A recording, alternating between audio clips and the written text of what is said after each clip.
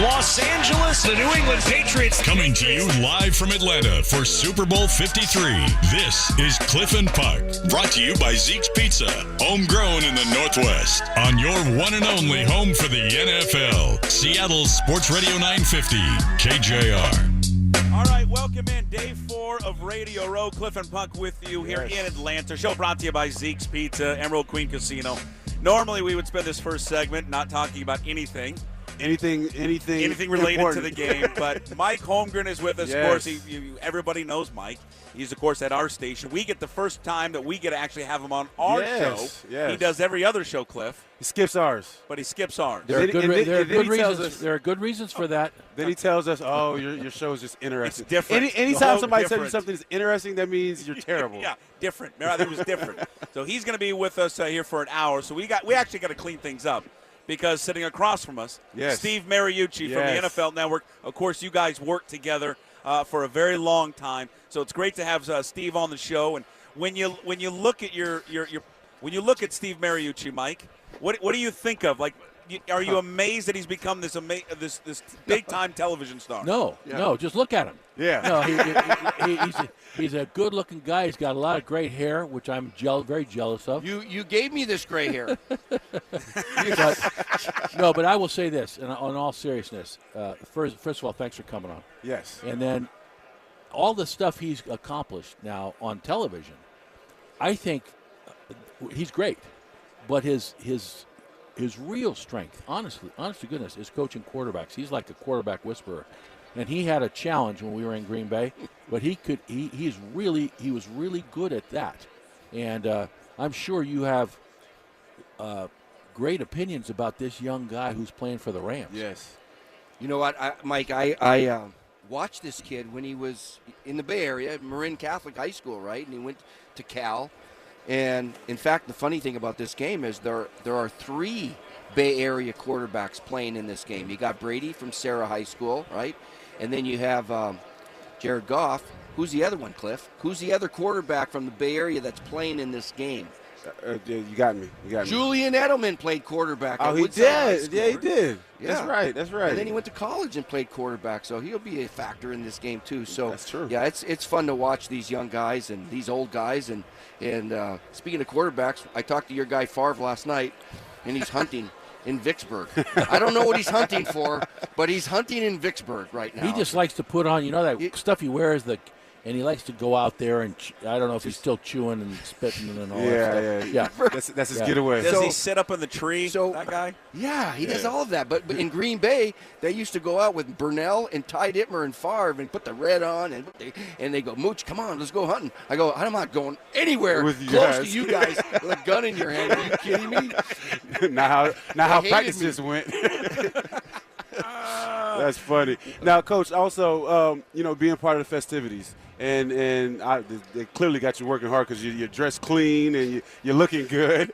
How busy are you during a week like this? So, this is my 14th year doing the media. I never thought this was going to happen. All right, I wanted to coach, and I only had 14 years of coaching in the National Football League. So I'm going to have more media involvement than pro coaching. Anyway, when I started with the NFL Network, we only had about 10 or 12 talking heads. Yeah. And it was a very small kind of upstart, company, and the NFL Network now has grown. I think there's 80 some of us that are here. Wow. And so we share the load, and it's been kind of fun, growing with that organization. The NFL Network's been a lot of fun. We have an 8.5-hour pregame show. I don't know what we're going to talk about for 8 hours. At that point, you just make stuff up because that's what we do for 3 For hours. the 12th time, let's talk about a 41-year-old quarterback playing in this game. How many times will you mention how young McVay is or how old McVay was when Belichick won his first? Yeah, he got old coaches and young coaches and old quarterbacks and young coaches. And what do you want to talk about next?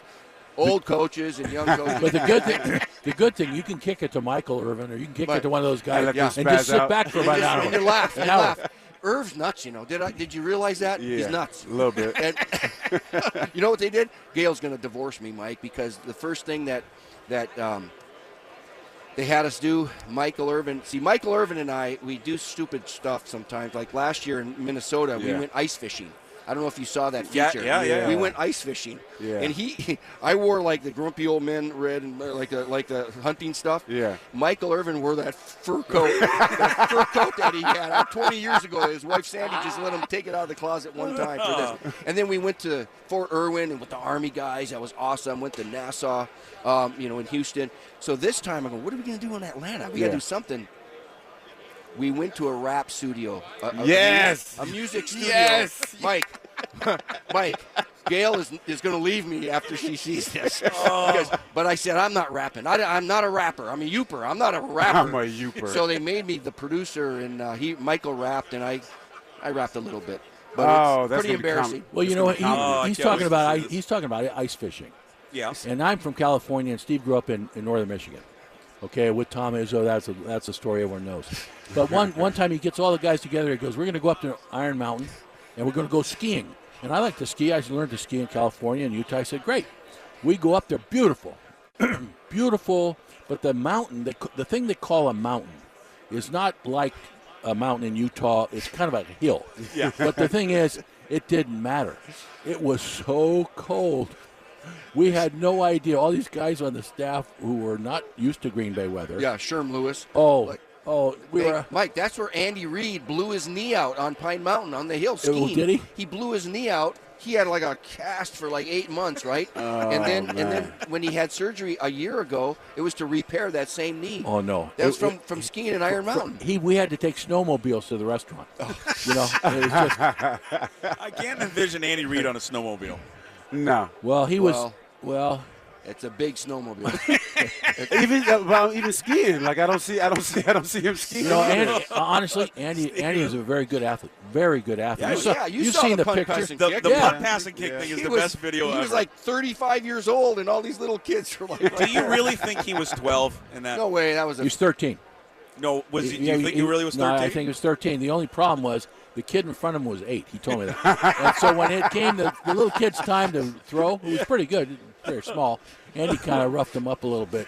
And then all of a sudden, the thing was his. Of course, he threw the ball 60 yards in the air. We show that on the network a lot. You know what else we show, Mike?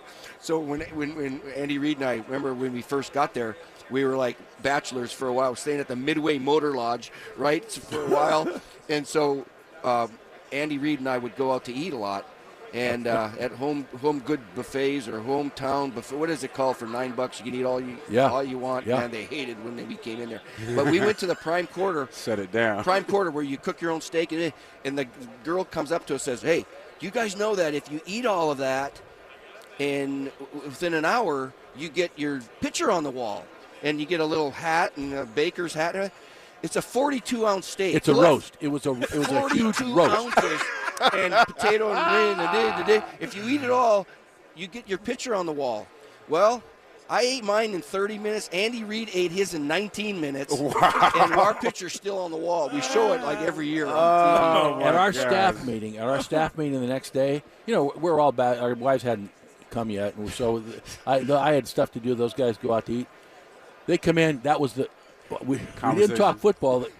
I think Steve might have been wearing his crown, that little hat they gave him. And Andy goes,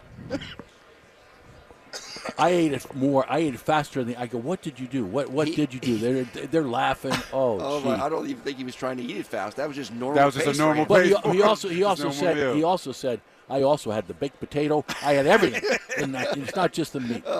Was that the most fun you guys had? Looking back on your career, was that the most fun you had on that staff? Well, I'll tell you what, I had a great staff. We really did. And the thing was, it was a nice blend of veteran. I had a couple of guys that coached a long time. And then there was a group of them like Steve and Andy and Gruden and those guys that hadn't coached for as long, but bright guys, good coaches. And, the thing is, and I apologize to Steve every time I see him because I was hard on those guys. And Favre kind of was this. He stirred the pot, you know. We love him, and I love him to this day. But it wasn't easy being the quarterback coach for the Packers, but we did have fun. That's awesome. Absolutely, it was in all of my 30 years of coaching with college and pro. That time was so unique because And what I learned a lot from this guy right here. Not only just West Coast offense, but how to put a team together, how to put a staff together. And it doesn't have to be the best coaches. It's got to be the right coaches to work well together, and compatibility and work ethic and grinders. And like you said, there were some veteran guys and there were some youngsters wet behind the ears. But it was so much fun.